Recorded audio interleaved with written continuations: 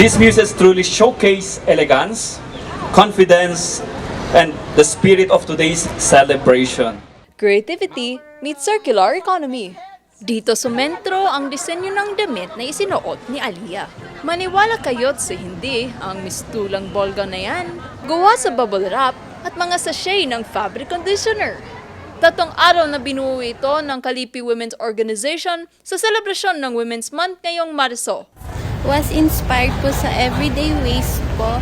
So, nagsisimbolize din po siya sa women's po through laundry sachets po. Materials like bubble wraps, fabric conditioner, sachets po.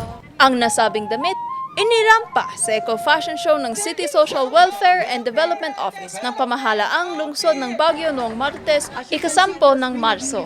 Parte ito ng pagdiriwang ng Women's Month ngayong Marso. Bukod sa sachet ng fabric conditioner, bida rin dito ang gown na gawa sa pine needles at sa pinaglumaang necktie. Ang inaano namin, inspire namin kasi is yung kalikasan.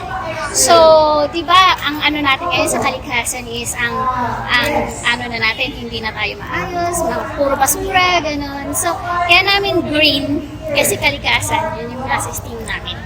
Yung old neckties, yun lang. Neckties lang lahat-lahat. Inspiration ng damit daw. Diba si ano natin? Paulit-ulit din lang namin kasing ginagamit sa totoo lang ito. Diba? May 2 times na or 3 times. Hangad ng aktibidad na maisulong ang katatagan ng mga kababaihan, bukod dito, ipinakilala rin ang circular economy. Ito ay ang pagkakaroon ng mapagkakakitaan mula sa patapon o gamit ng mga bagay. Tignan natin yung mga basura natin na talagang we really have to minimize them from our households para hindi natin madagdagan pa yung pag-increase ng volume ng basura natin because this is one of the problems of the city government of Baguio. For every woman is a human being. Therefore, every woman has human rights.